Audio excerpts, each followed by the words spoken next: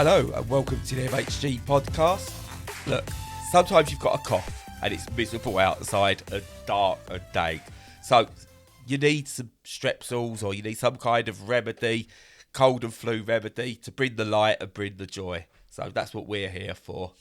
I'm Nicole Bradley, hosting the podcast once again, and I'm joined by the Lemsip flavoured delight of a drink, Stu. How you doing, Stu? I'm pretty good. I don't feel ill at all, which is nice. And so in the MHG Hunger Games, I think I've got a head. I've got a head start, and hopefully I can eliminate you quite quickly. And I'll eliminate myself. I'll jump straight into the poison mist. Look, I'm just going to put it out there to make it easier for Stu because we're a day late recording this anyway. And it's a big weekend, so I don't want to take up Stu's big weekend because it's the Coronation and Stu's really excited for it. Oh yeah, I've got all the bunting, I've got my Union Jack flags. It looks like a Nazi rally here, basically. Yeah, it's great. Pretty much. But it's I've got a cough. I'm going to be coughing throughout. Apologies if anyone's sensitive to it, but I can't ask Stu to try and edit all this out. I'm going to be all over the place. So apologies ahead of time. There you go, Stu. I've hopefully saved you about 5 hours worth of trying to get rid of my cough. Yeah, probably. Yeah. So sod you, listeners, sod you because he's ill. So put up with it. No, I'm only joking. It's either that or no podcast, and we know how much you all need to listen to me. That's it. And we're late because of me, me because of work. So yeah, it's ultimately my fault. So I think pushing Brad into the poison mists is the next step. Definitely. What was I going to say? Yeah, you think I'd talk less with a cough and a cold and a sore throat and everything, but that don't work like that. Nah. I talk more. But anyway, it is the King's Coronation this weekend, apparently. What are you doing for it, Stu? Well, as I say, apart from all the flag waving, flag shagging, Hitler Youth in it, and worship, making sure that I do that Pledge of Allegiance, all of those things, are absolutely going to be doing. And how'd you do that? Is that if you got to go somewhere to do that, or is it like you just do it on your own? Is like official or what? I mean, I'm not doing it. Well, I think what they intend you to do is to do it into any microphones that may be hidden around your house. Maybe they're definitely hidden around your house. So anything that's embedded in the TVs that the government send out and things like that. Just speak directly. Get about a foot away from your telly when the coronation's going on, and talk directly at your telly. Make sure you pledge allegiance so that they know that you're a good citizen. Yeah. Yeah. Okay. No, that's not happening. That's a Black Mirror episode waiting to happen, isn't it? Though the whole thing, everything that we're living in right now, is a Black Mirror episode. Yeah. I mean, we've literally had Black Mirror happen. Like Charlie Brooker is a prophet. We've said this before. He prophesies everything, and it all comes to fruition. The fuckery over the monarchy. Ah, dear. We're watching films and playing games, and same shit we did when the Queen died. Yes, we're going to be going down to the area around where our new place is, our new house we'll be moving into, and just having a walk around and just letting all the neighbours know that you're anti-monarchy. Yeah, I'll be wearing a Not My King t-shirt and getting in with the neighbours. Yeah, do it.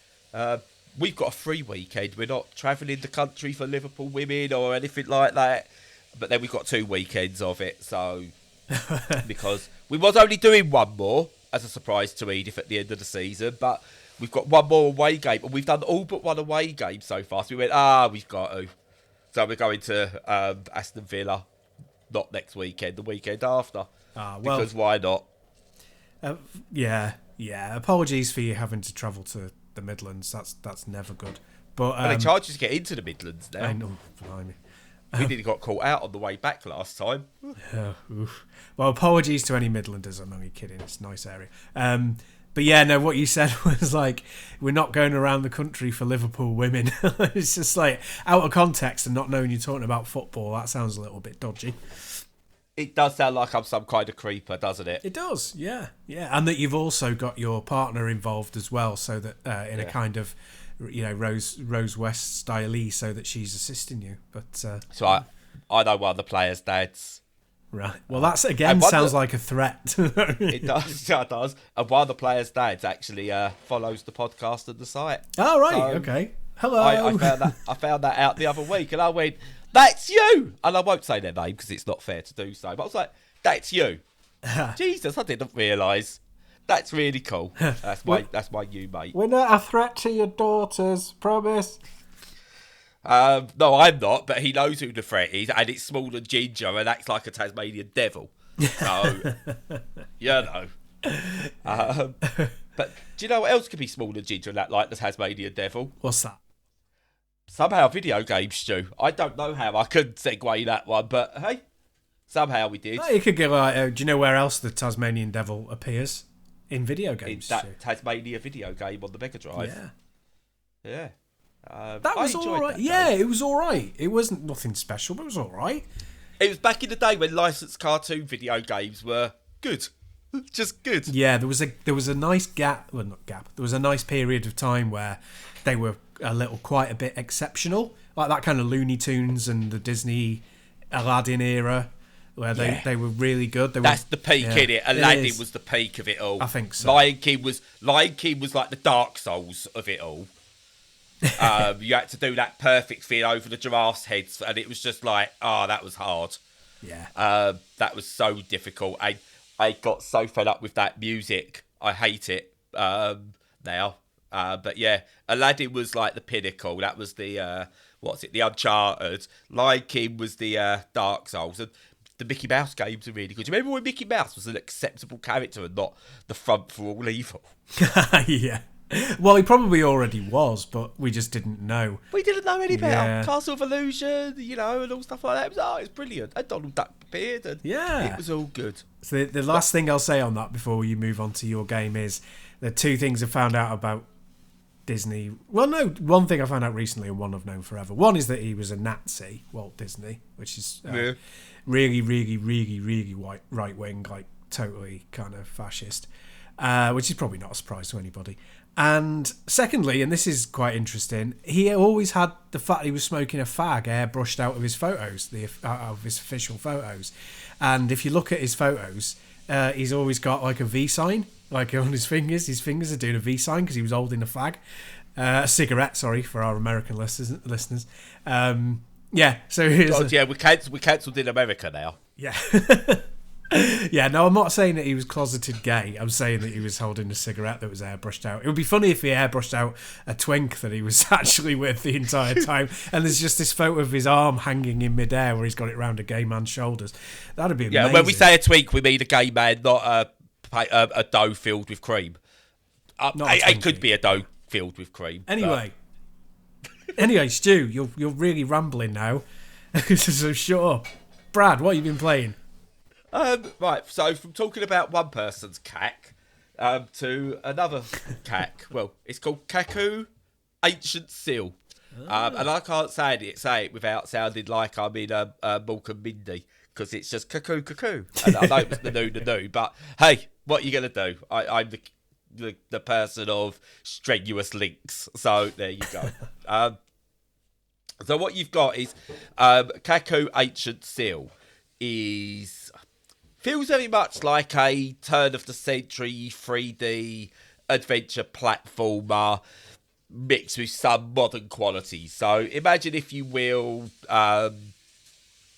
Banjo-Kazooie, but without Kazooie in it. You kind of got that kind of structure. You're kind of running around collecting things, fighting other things. You've got a pet pig that appears. But it's not as interactive as Kazooie is in Banjo-Kazooie. I want a pet pig. I want a pet pig now. It's a flying pet pig as well. Oh, definitely one of those. Yeah. So if you ever wanted to know, pigs can fly. There you go. There's proof. And it's got a story. It's if you want. I don't care about the story at all. And it's basically like that late 90s, early 2000s, mid 2000s game, and it's good for it and bad for it.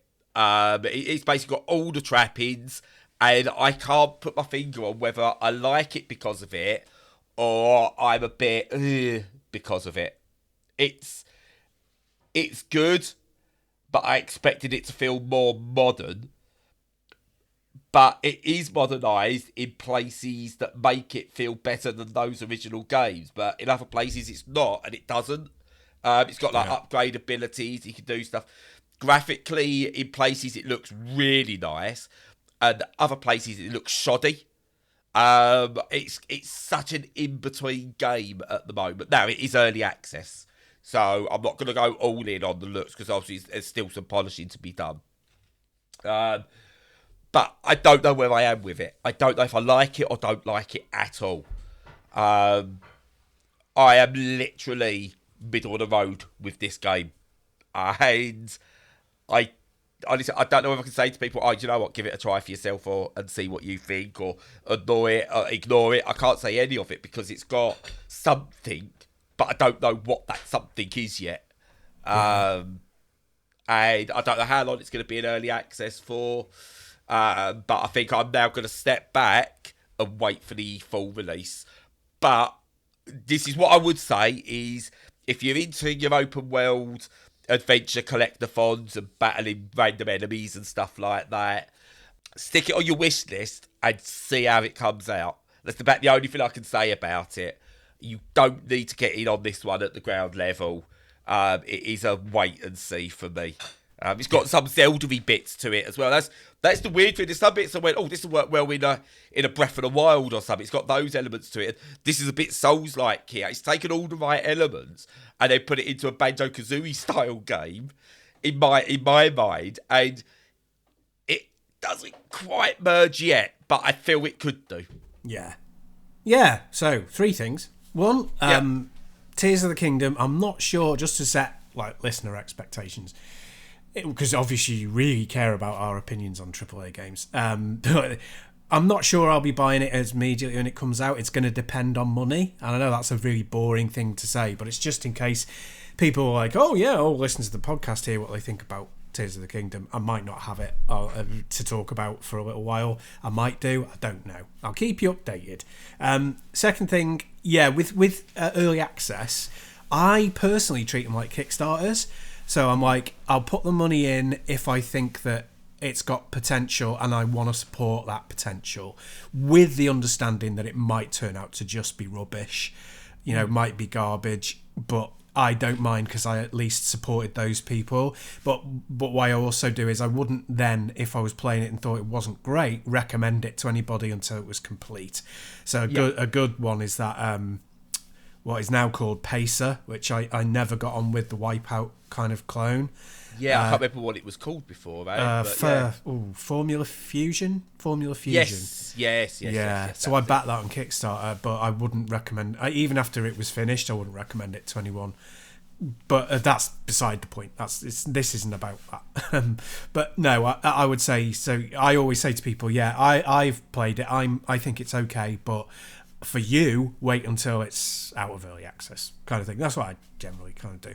And the last thing was, how ancient is the seal? Can it still swim? Does it still like fish? How ancient is it? Well, it's so ancient that it listened to your joke and couldn't even clap like a seal. Nice. And I forgot what the seal song is to sort of like go down and make a joke with that. So that's gone now. Yeah, well, that was good. That was sharp. That was acceptable. Yeah, okay, that'll do. But yeah, it's a weird game, honestly. It's got loads of different biomes in it as well, and they've almost done bull shots almost for their animated GIFs and stuff like that they've got on their Steam page, because it doesn't translate to the early access build that I'm playing. So whether they've got this is what we're hoping it's going to look like, or they've got a build that's further along with everything thrown in that doesn't work on the early access builds, I don't know. But there's a distinct difference between what I'm looking at and what I'm playing. So I'm intrigued. I will keep an eye on it. I can't recommend it at the moment, but there's something there. There's something. As I said, I can't put my finger on it. add it to your wish list. Keep an eye on it if you like these like open world adventure style games. That's for sure. Yeah. And if you're looking for a much cheaper Zelda-y open worldy type thing, they'll probably both be 7 out of 10 games in the long run. Oh, harsh. Well, it works for Steph Sterling to mock Zelda, so I thought maybe if we said how bad Zelda will be, or sort of like how middle of the road it'll be, or how it's just a good game and that's it, we might get lots of abuse and people listening to us. Yeah. We should do some trolling, without a doubt. Yeah. But anyway, I kind of agree. It's like Breath of the Wild's a brilliant game, but it's not the best thing I've ever played. It's Tetris. And it's honestly, it's a great game if you love that thing. It's just I've still not completed it because I couldn't be bothered, and that's not the sign of a perfect game. Yeah, well, everyone reacts to these things differently. Yeah, that's fair enough. And also, I'm tempted to give it a go and play it right now, before it's even out. I could do, but I might not. I've no idea how it was supposed to run on Steam Deck. Not great at the moment. But yeah, I'll do what I usually do. I might give it a go, see if I like it, and if I do, I will purchase it on the eShop and play it on the Steam Deck if it runs well. But yeah, it's intriguing. I kind of either hope it's either the best game ever, like literally is the best game ever, or people play it and it turns out to be the biggest lump of turd ever and people just don't know what to say. Yeah, that's right. Yeah, well, we'll definitely get into that when it comes out. Everyone's going, please, someone say it's bad because it's bad, but I don't want to be the first to say it. Yeah, Well, yeah, it's not going to happen. No. Well, I don't think it could possibly be bad. I think it might not be. It might disappoint some people, but I don't know. I don't think it could probably be bad. I don't think they've made a bad Zelda. Well, obviously there's the CD. What's it called? The CDI one. Oh, and the very early Zelda games. But other than that, I think even if you're not a personal fan, I think they've all been pretty good. Apart from maybe some of the Capcom ones.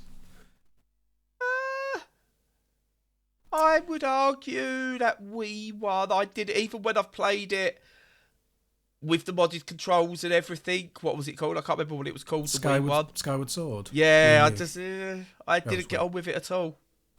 Fair play. Yeah. Right. Well, but everything else really good. Anyway, KAKU Ancient Seal. Sorry, early access. Wishlist it. That's about all I will say about it. It's got something. Not sure what it is. Not ready yet. Wishlist it. Yeah, and if you're into seals, then definitely get it. Yeah, cool. No, that's the wrong person. I would always love you. That's Whitney Houston, isn't it? No, you just save me what you've been playing in VR. So in VR, I've been playing a few things. What's the best thing to start with? Well, I'll talk about playing Vader Immortal. So I already had the first one, which played on the Oculus Rift. It's a very simple. Visually simple game, graphically simple game, so it's playable on the Quest 2 without any adjustment and runs well. So what it is kind of an intro to VR kind of thing. If you've played the Batman VR game, it's kind of in that mold. So it's supposed to introduce you into the world. The fact that it's something that you already know visually is a good kind of stepping stone. So everyone knows Star Wars. Pretty much everyone knows Batman. So going into a brand new disorientating place with those visual signposts is quite a good way of doing it.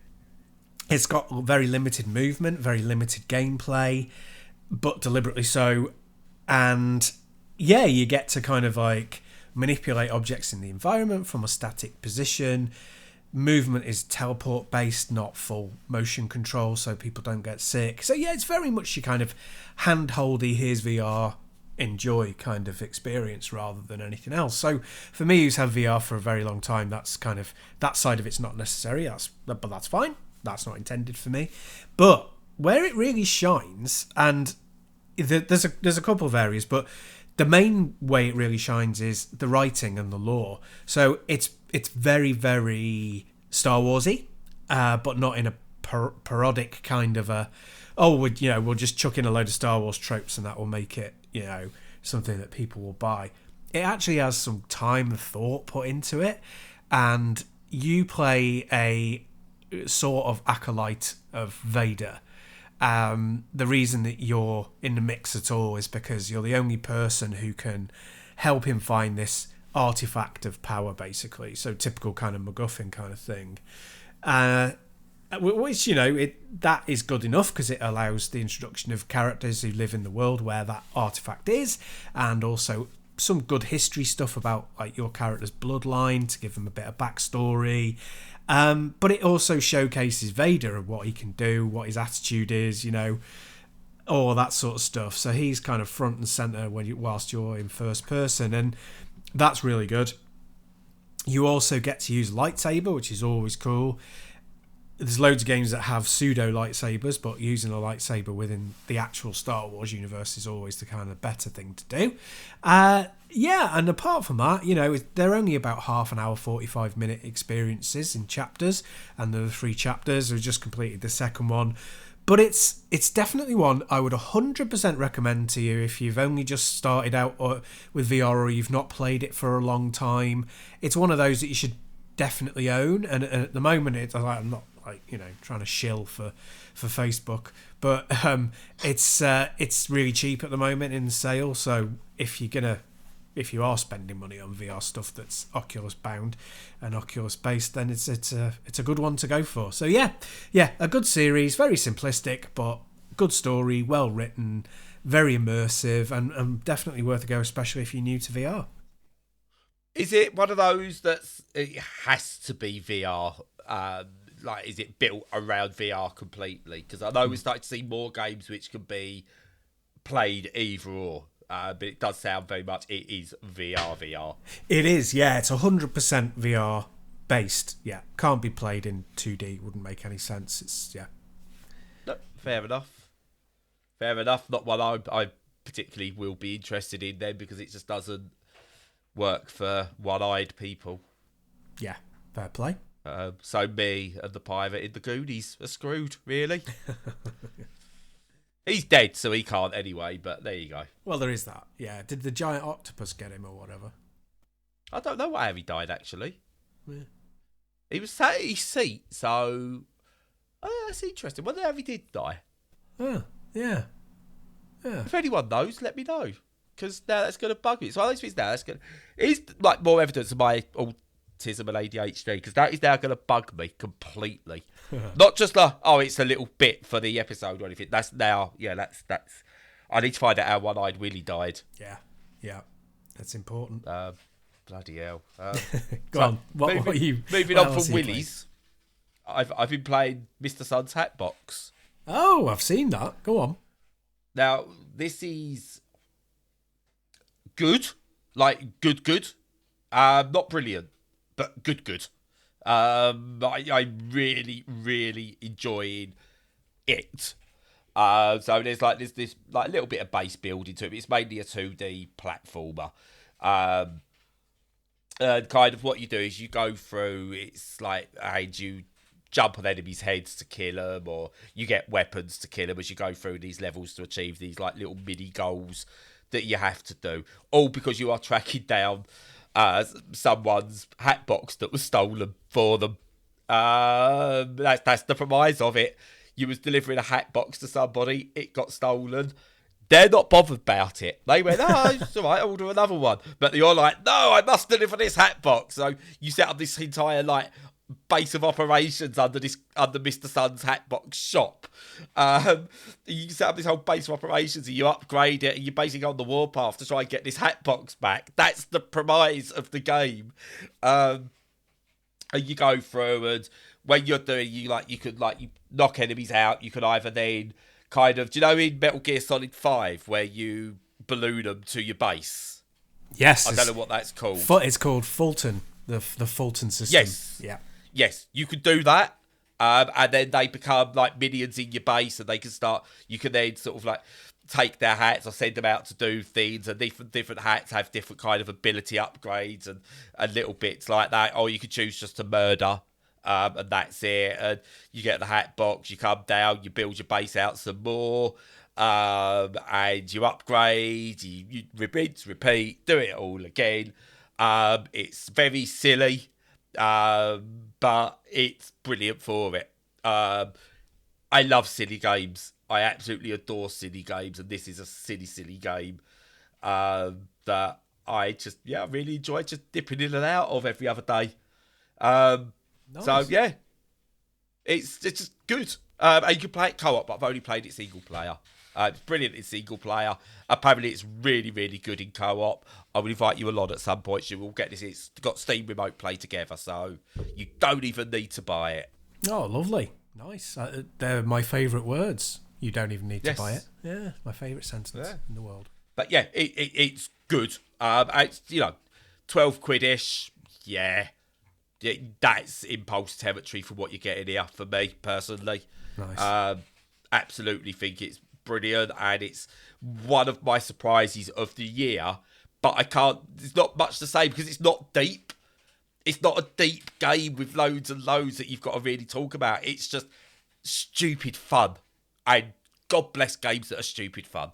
Oh, completely. They're so necessary. Yeah. Excellent. So, yeah, that's all I'm going to say. Go and buy Mr. Sun's hat box. Do it. Do it now. Sweet. What's next, Stu? Well, I've been once more dipping into the ancient past of the Jedi, and what I've been playing is a total VR conversion of Jedi Outcast in VR. Oh, which one's that? So that's... Is it Jedi Outcast? See, the old man senior moment now. I'm pretty sure it is. But yeah, no... so there was Dark Forces, and then there was Dark Forces 2, Jedi Summit. Hang on, let me look. Let me check my notes. Oh, wait, is it Jedi Knight 2? Jedi Knight, that's Jedi right. Outcast. That's it. And then Jedi Knight, they dropped the Dark Forces bit, called it Star Wars Jedi Knight 2 Jedi thingy. GameCube? Did it come out? Yeah, it did. It did come out on the GameCube. Right, that's where I remember it from. There's about 5,000 different versions of Star Wars with similar names on GameCube. So, right, we're good. God, you carry on. Oh, no, that's fine. Brilliant. It's brilliant. Yeah. The original game is brilliant. That's right. So, yeah, it went Star Wars Dark Forces, Star Wars Jedi Knight Dark Forces 2, Star Wars Jedi Knight 2 Jedi Outcast, and then Star Wars Jedi Knight Jedi Academy, which was Jedi Outcast 2. Yeah, nice. If nice you and thought Call of Duty 4 Modern Warfare 2 was a confusing name, you haven't played the Star Wars Jedi Knight series. Correct. So yeah, I'm pretty confident they went for this one because it's the best of the series. Well, the best of the 3D series, at least in that kind of vein. And yeah, so what you do is you just download and sideload a conversion pack kind of thing. You get your original files from your copy of Jedi Outcast, which I had, because what I recommend for anyone, even if obviously I know money is always a factor, but every now and again there are sales of old LucasArts Star Wars games, and they sell them for it's £2.51 on Steam. And, yeah, exactly. And occasionally they're even cheaper than that. It's like they go for peanuts, and they sometimes do bundles of like the entire thing for a tenner with everything in it. And if you spot those, definitely buy them, because there's so many games in those packs that are worth a play even today. And this one, so you just stick your original files in and you use a launcher that hooks them together and off you go. And yeah, it's basically Jedi Outcast in VR. And they've also, because it's got this launcher thing, it's got all the VR comforts that you'd expect, so it operates properly as a VR game and not just like a shoehorned in one. So, you've got all the correct movement options and comfort and non-puke options in there, and the way that menus appear and how the HUD is presented are all correct. Yeah. So there's a moment in Jedi Outcast that I think I remember where you kind of bring up these. It's not like a binoculars thing, but you bring up this visor that's got a UI on it that allows you to zoom in and stuff. Please tell me they've nailed that in VR. Oh, I've not got to that yet, so I don't know, but I will report back, I promise. Okay. Yeah, I did get the the what they called the night vision visor. Yeah. But I couldn't find out how to operate it, how to bring it up. Options. Okay, fair enough. Yeah. Well, I'll have a look and I'll report back on that, definitely. Yes. Yeah. So it's not, obviously, so that's where I was going next, really. It's not perfect. These things are never going to be perfect because they are conversions by fans.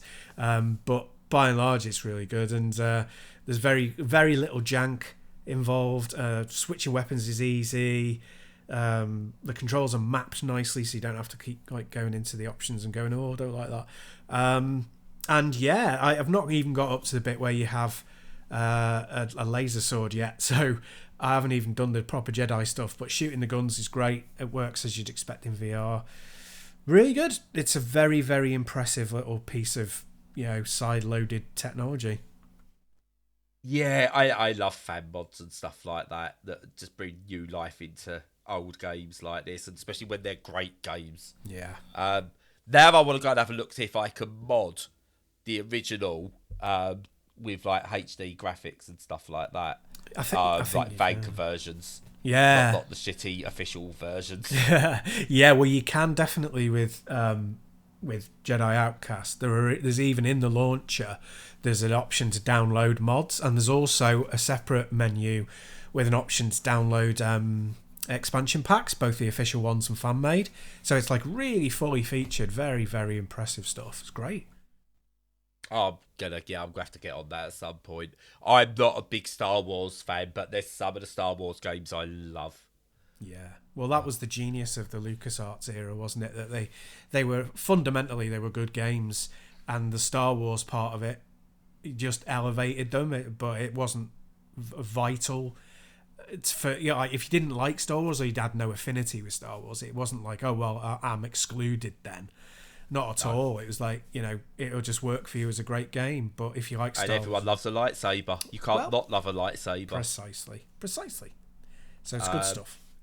Oh, no, little bit of information. I've been playing not Jedi Survivor, the first one, whatever it's called. Jedi Outcast? Fallen Order? Fallen Order. Yeah. Yes. That's the first one. Yes. Been playing that. And I was like, this guy looks familiar. The main character looks familiar.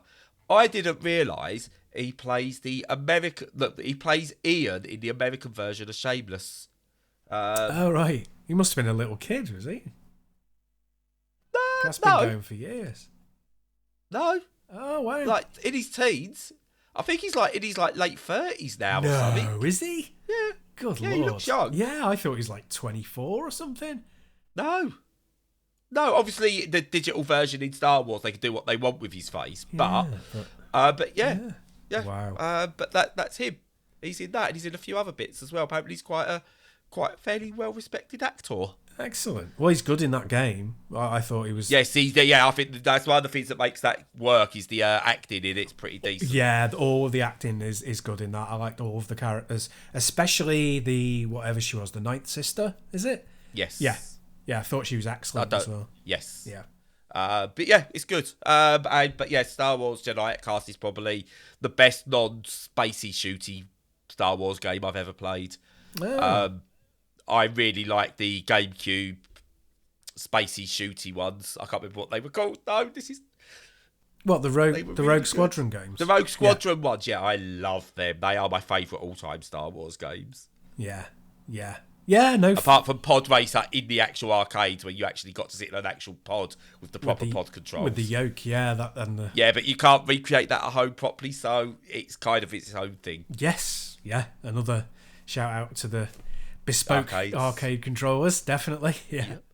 But anyway, moving on from Star Wars, otherwise, because I'm not even a big fan of Star Wars, so I don't want to spend too long chatting about it. Well, it was May the 4th yesterday, so that's Star Wars Day. Something about the Sith today, in it, or whatever. I don't know. May the Sith. That should be tomorrow. Yeah, May the Sith. I don't know. Anyway, something I've definitely not been playing. It's definitely not a game about drugs. Definitely not some kind of management system. Definitely not some kind of early access simulation type game. It's definitely not fried chicken.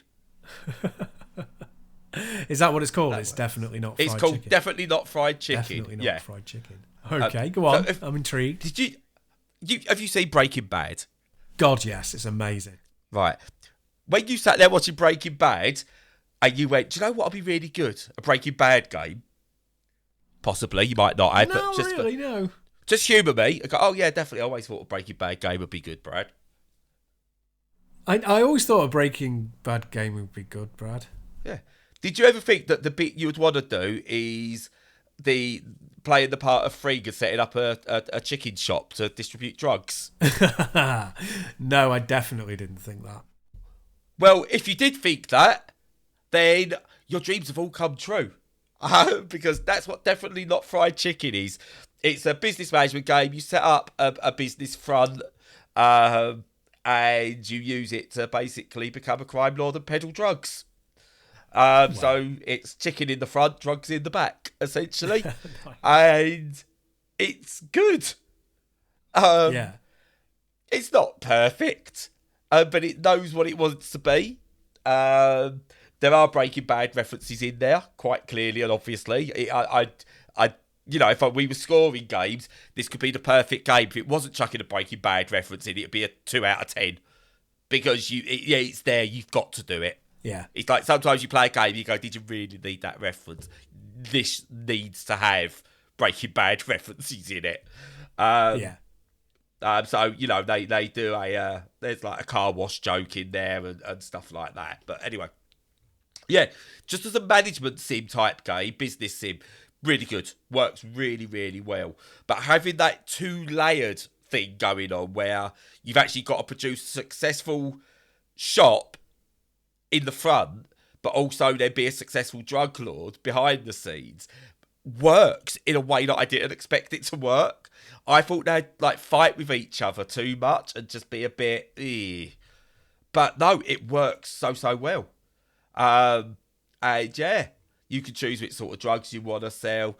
But you've got to then sort of like when you set your business up at the front, you've got to make sure like your business workers get all their comforts dealt with as well. So the people who are working like selling like your foods or whatever, they've got to have a break room and toilets. You've got to keep it clean. You've got to keep the customers happy. All whilst at the back of your shop or whatever you've built, you're selling copious amounts of drugs and there's all kinds of murder going on in the background and everything. And it's brilliant. I love it. It's still only early access and I absolutely love it. And people die. You've got to worry about mortality as well. And yeah, it works. Wow. God, that sounds really cool and best title of a game ever pretty much. So, yeah, that's nice. It's it's really, really sort of like in depth and it shouldn't be a good game because I've played, like I've touched upon, like Drug Dealer Simulator, I think it is, and it's like, yeah, this is crap. You're just hoping it'll sell because it's like about drugs or whatever. Edgy, yeah. No, this nails it. This isn't glorifying the drugs in any way. I'm going, look at us with drugs. It's a fan project almost for Breaking Bad lovers. That's almost what it is. Yeah. And yeah, it's brilliant. Absolutely brilliant. And I adore it and I want to keep playing it. But again, it's early access and I hate trying to play early access games all the way through. I need to step back from it, but it's very difficult to. It's good. Yeah. Ah, brilliant. Excellent. Yeah. Yeah. Sounds really, right up your street. Yes. And yeah, I am the one who knocks and all that. Or something. Whatever. I am definitely not the one who knocks. No, yeah, definitely not me. There's our podcast title, by the way. Definitely not a podcast. Ah, yeah. There you go. Nice. But yeah, no, that's it. It's been a weird old week. Just ignoring the fact that. Oh, actually, before I shut myself up, did you see the massive own goal by East Midlands Trains or whatever it was? I didn't. And the Scones. No. So, apologies to whatever train companies. It's like East Midlands Railway or something like that, I think. Basically done this big thing. Like, it was really, like you said, I was so proud of it. They went, for the King's Coronation, not the Queen's Coronation. That's what's that? If you breathe, that's necromancy. Yeah, it'd be very stinky. No. Yeah. I'll tell you what, I'd watch some necromancy on TV on Saturday. That'd be fun. Yeah. But anyway, where was I going? East Train Midlands company. Yeah. Yes. Brett, thank you. Basically went, if you're travelling down to London, we're giving away a limited selection of scones. The question is, are you jam first or cream first? And they love it, right? They love what they've done, this little promotion thing. The scones are available in limited numbers to certain first-class passengers only. Put it this way. They've kept it up, but they've got rid of any ability to reply to the tweet because it's not gone down well. Yeah, that is a massive own goal. Definitely not scones. Yeah. People turning round and going, why can't you just, what about the poor plebs on the normal train who are crammed in having to stand up or stand next to toilets for 2 hours because you don't maintain things properly? People going, me and my disabled son got on and we couldn't get seats on one of your trains despite booking. I was going, why don't you just feed the homeless instead? Or instead of paying for people to have scones, why don't you stop putting your prices up randomly whenever there's a big event on, etc., etc. It's not gone down well. And then the odd person going, they try and do something nice and people just moan. I know. There's always one. There's always one who does that, isn't there? Yeah. Yeah. And there's this one guy, PR and D or something like that, who said, have you got a specific kids carriage? And I was like, that's a bit weird. We're talking about scones. Why do you need to know about a kids carriage? Yeah. Oh, dear. Yeah. Red flag. Yeah. Hey, if I'm going to get cancelled in America, I'll go all out and just screw it. Hey, why not? In America, kids are being made to work now. Have you seen this? No. I can't remember which state, but there's a state that's legalised child labour. It might be Indiana, but I might be wrong. So that's fun for the kids. I mean, are they doing it like, so what we're going to do, obviously we're making it illegal to transition and we're going to force kids to detransition, but because we're America and we don't give free health care, we're going to make the kids go to work to pay for their detransitioning that they don't want.